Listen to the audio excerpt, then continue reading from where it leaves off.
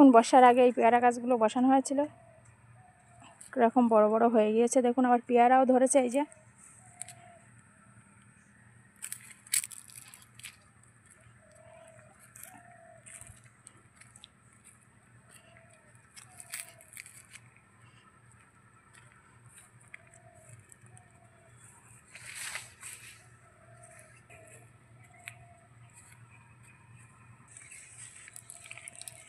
এই দেখুন এই যে গাছটাই এরকম পেয়ারা ধরেছে। এই গাছটার বয়স কিন্তু 4 মাস বয়স। এই এই যে সুন্দর গজিয়েছে, এটার ডাল টেনে দেবে। যেখানে যেখানে পেয়ারা গাছ মারা গেছে সেখানে সেখানে আবার একটা করে নতুন গাছ বসিয়ে দিচ্ছে।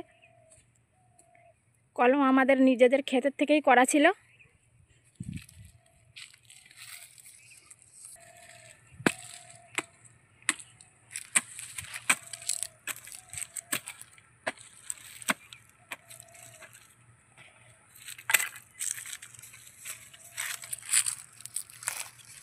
এই যে কেরিকটা এরকমভাবে কেটে নিয়ে এই মাটিটাই বসিয়ে দেওয়া হচ্ছে।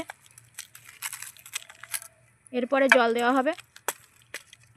মাটিগুলোকে ভালো করে গুঁড়ো করে ভালো করে চেপে বসিয়ে দিতে হবে।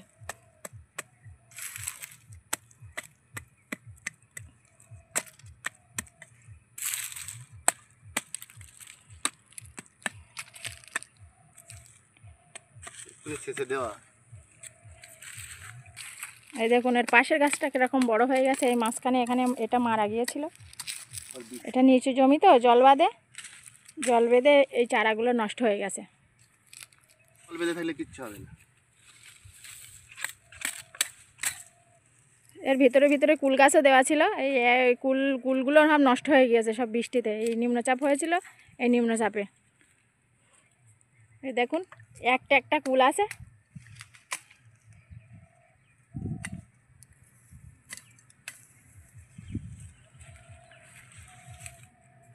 আপনাদের দেখাবো কিভাবে সেচ দেবে। আর এই দেখুন আশপাশে সব পেয়ারা।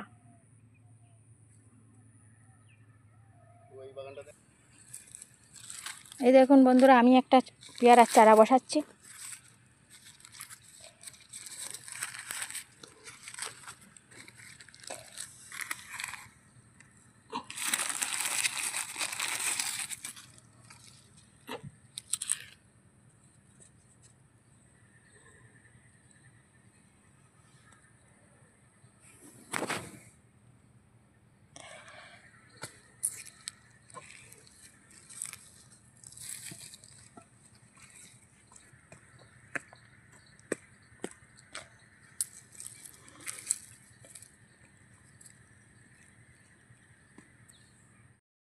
পেয়ারা গাছ কত হাত বসাতে হয়?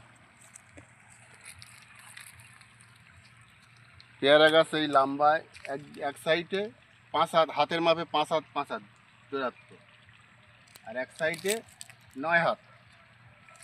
এই সাইডে 9 হাত আর এই সাইডে 5 হাত। 2 বছর পরে এই একটা গাছ তুলে নেওয়া হবে। তখন এই গাছটা বড় হয়ে আর ওই গাছ বড় হয়ে এক জায়গায় হয়ে যাবে।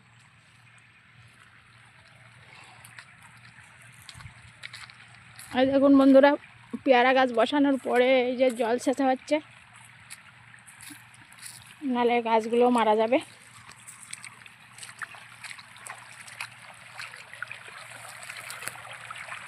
মেশিন আছে উপরে, ওই যে পাইপ বিছানো, পাইপের ভিতর দিয়ে জল আসছে। প্রচণ্ড পরিমাণে বেতো শাকের চারা বার হয়েছে। বেতো শাকগুলো বড় হোক আপনাদের দেখাবো।